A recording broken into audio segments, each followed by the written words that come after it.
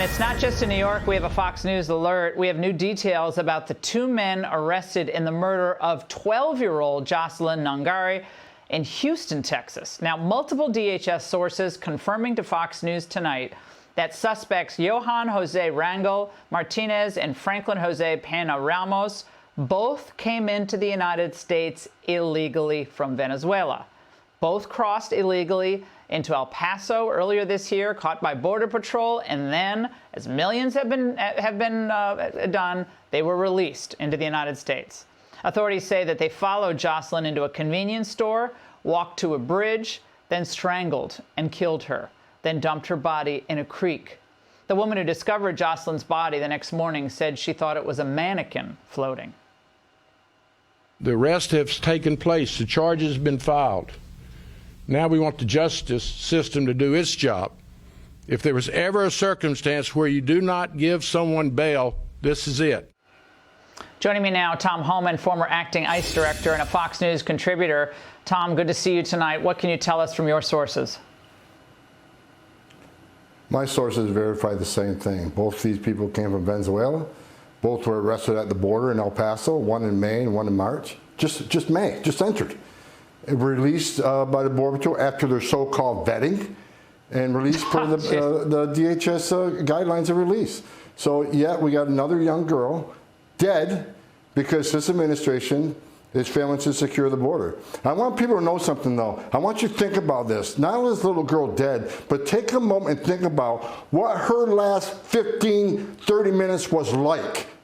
Terrified little girl fighting for her life. They stole the most precious thing from a little girl, then they killed her. Think of what she went through for 30 minutes. The same with Laken Riley and Rachel Moran and that little girl in New York City. This is just not a crime. It's the most vicious crime imaginable, and it's because this administration will not secure the border.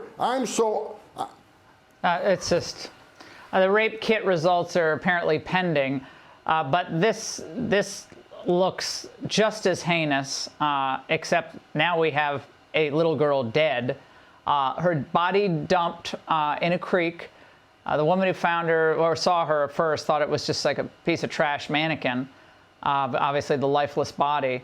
But people are now, following her from a convenience store. The people I think watching this tonight keep wondering, like, when is New York going to wake up? Biden is now only leading Trump by 8 points.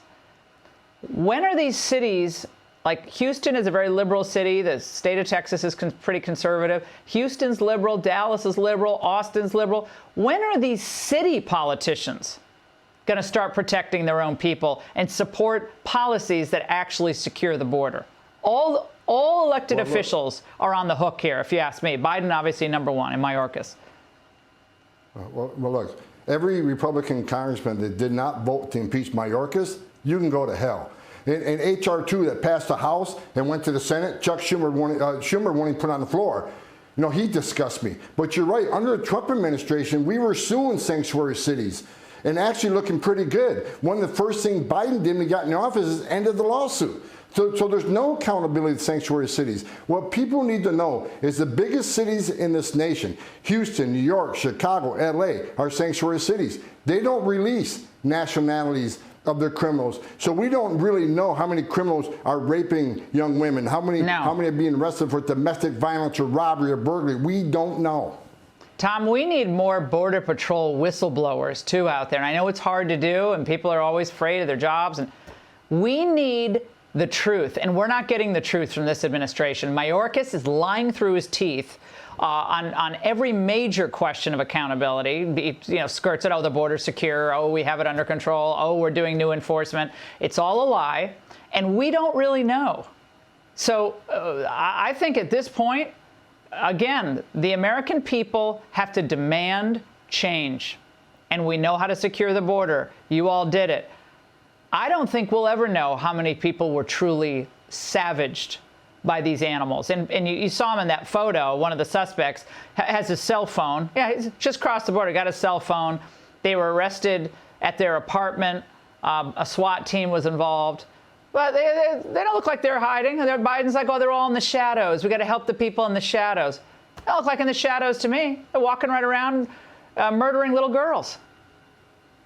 They got nothing to fear. This administration sent a message across the world. You can cross the border illegally, which is a crime. You'll be released within 24 hours. We're going to give you a free hotel room, and we're going to give you 3 squares a day, 3 meals a day. We're going to give you free medical attention. And guess what? We're going to give you work authorization within about 90 days. What we need is President Trump back in the White House because he secured the border at the highest level ever. And this administration knows how to do it. Put the Remain in Mexico program back in. Stop, catch, and release, and these little girls will be alive today. It's disgusting what this administration's done on purpose. Not mismanagement, not incompetence, on purpose they opened this border. I think they consider these deaths collateral damage. Their higher goal is changing America and keeping that flow of cheap labor into the country. So all these deaths to them, they're inconvenient politically for the moment, but it's collateral damage. America, chew on that for a moment. Tom, you're the best. Thank you so much. Hey, Sean Hannity here. Hey, click here to subscribe to Fox News YouTube page and catch our hottest interviews and most compelling analysis. You will not get it anywhere else.